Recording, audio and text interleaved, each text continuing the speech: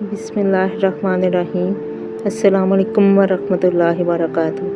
तमाम उम्मत मुसलमान को ईद मुबारक। ऐ अल्लाह, इस ईद को हमारे और तमाम मुसलमानों के लिए खैर, बरकत और रहमत वाली ईद बना दे।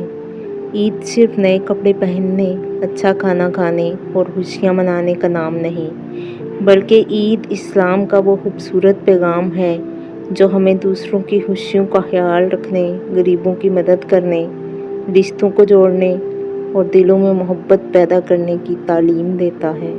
अफसोस की बात यह है कि आज बहुत से लोग ईद की खुशियों में मसरूफ़ होते हैं, लेकिन उनके आसपास ऐसे लोग भी मौजूद होते हैं जो गुर्बत, यतीमी या तन्हाई की वजह से ईद की खुशियों से महरूम रह जाते हैं। एक सच्चा मुसलमान वो है जो अपनी खुशियों में दूसरों को भी शरीक करे। अल्लाह ताला फरमाते हैं, नेकी और तकवा के कामों में एक दूसरे की मदद करो। ये आयत हमें सिखाती है कि मुसलमान सिर्फ अपनी ज़ात के लिए नहीं जीता, बल्कि दूसरों की भलाई का ख्याल भी रखता है। ईद के दिन जब हम खुश होते हैं तो हमें ये भी सोचना चाहिए कि हमारे मोहल्ले, ख़ानदान या जान पहचान में कौन ऐसा है जो ईद की खुशियों से महरूम है। नबी करीम सल्लल्लाहु अलैहि वसल्लम सबसे ज़्यादा रहमदिल और लोगों के गम बांटने वाले थे। हज़रत अब्दुल्ला बिन अब्बास रज़ियल्लाहु अन्हुमा रवायत करते हैं, रसूलुल्लाह सल्लल्लाहु अलैहि वसल्लम लोगों में सबसे ज़्यादा सही थे। रसूलुल्लाह सल्लल्लाहु अलैहि वसल्लम की सहाबत रमज़ान और ईद के मौके पर मज़ीद बढ़ जाती थी।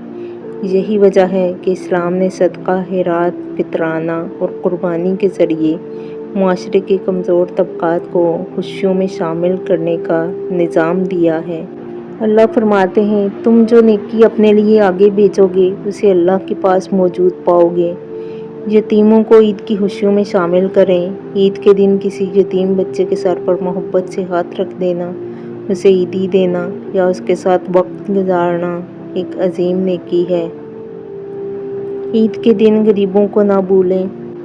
आज बहुत से घर ऐसे हैं ईद के दिन बच्चों के लिए नए कपड़े नहीं होते। बहुत सी माएँ अपने बच्चों की ख्वाहिशें पूरी नहीं कर पाती। बहुत से यतीम बच्चे ईद की खुशियों से महरूम रह जाते हैं। अगर अल्लाह ताला ने हमें इस्तिताअत दी है तो हमें चाहिए कि ऐसे लोगों को तलाश करें और खामोशी के साथ उनकी मदद करें। रसूलुल्लाह सल्लल्लाहु अलैहि वसल्लम ने फरमाया, मैं और यतीम की कफ़ालत करने वाला जन्नत में इस तरह होंगे।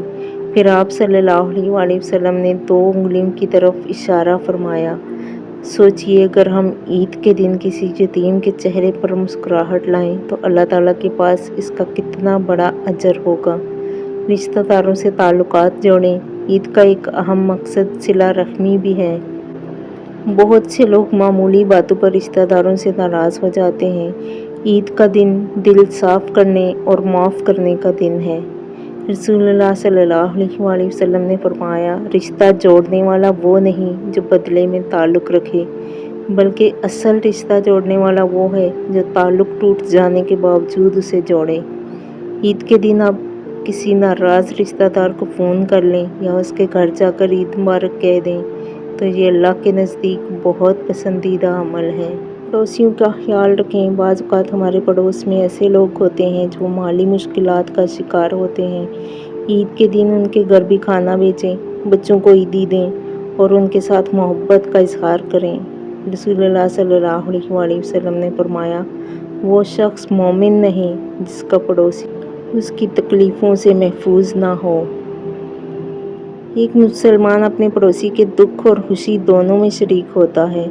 तकब्बुर और दिखावे से बचें। आज सोशल मीडिया के दौर में बाज़ लोग ईद को नुमाइश का ज़रिया बना देते हैं। महंगे कपड़े, बड़ी कुर्बानियाँ या दौलत की नुमाइश दूसरों के दिल दुखा सकती है। अल्लाह ताला फरमाते हैं, बेशक अल्लाह तकब्बुर करने वाले और फ़ख्र करने वालों को पसंद नहीं करता। ईद का हुस्न आजिज़ी, मोहब्बत और इखलास में है, ना कि नुमाइश में। ईद के दिन मुस्कुराहट बांटें। बसा औक़ात एक मुस्कुराहट भी किसी के लिए बड़ी खुशी बन जाती है। रसूलुल्लाह सल्लल्लाहु अलैहि वसल्लम ने फरमाया, अपने भाई के सामने तुम्हारा मुस्कुराना भी सदका है। ईद के दिन ये चंद काम ज़रूर करें। वालिदैन से मोहब्बत और दुआ लें। رشتہ داروں سے ملاقات کریں، کسی غریب خاندان کی مدد کریں، یتیم بچوں کو عیدی دیں، پڑوسیوں کو عید کی خوشیوں میں شریک کریں، ناراض لوگوں کو معاف کریں، بیماروں کی عیادت کریں، اپنے مرحومین کے لیے دعا کریں، اللہ کا شکر ادا کریں، عید کو عبادت اور نیکی کے ساتھ گزاریں۔ عید اور شکر گزاری۔ عید دراصل اللہ تعالیٰ کا شکر ادا کرنے کا دن ہے۔ رمضان کے بعد عید الفطر اور حج اور قربانی کے بعد عید الاضحیٰ ہمیں یہ سبق دیتی ہیں کہ اللہ کی نعمتوں پر شکر ادا کریں۔ اللہ تعالیٰ فرماتے ہیں، اگر تم شکر ادا کرو گے تو میں تمہیں اور زیادہ دوں گا۔ آخر میں اللہ تعالیٰ سے دعا ہے کہ اے اللہ ہمیں عید کی حقیقی خوشیاں نصیب فرما، ہمارے دلوں میں محبت، اخلاص اور رحم پیدا فرما، ہمیں دوسروں کی مدد کرنے والا بنا، ہمارے والدین، اساتذہ، رشتہ داروں اور تمام مسلمانوں کی مغفرت فرما، بیماروں کو شفا عطا فرما، مقروضوں کی قرض ادا فرما، بے روزگاروں کو رزق عطا فرما اور یتیموں، بیواؤں اور ضرورت مندوں کی مدد فرما۔ یا اللہ ہمیں ایسی عید نصیب فرما جو تیری رضا کا سبب بن جائے۔ آمین یا رب العالمین۔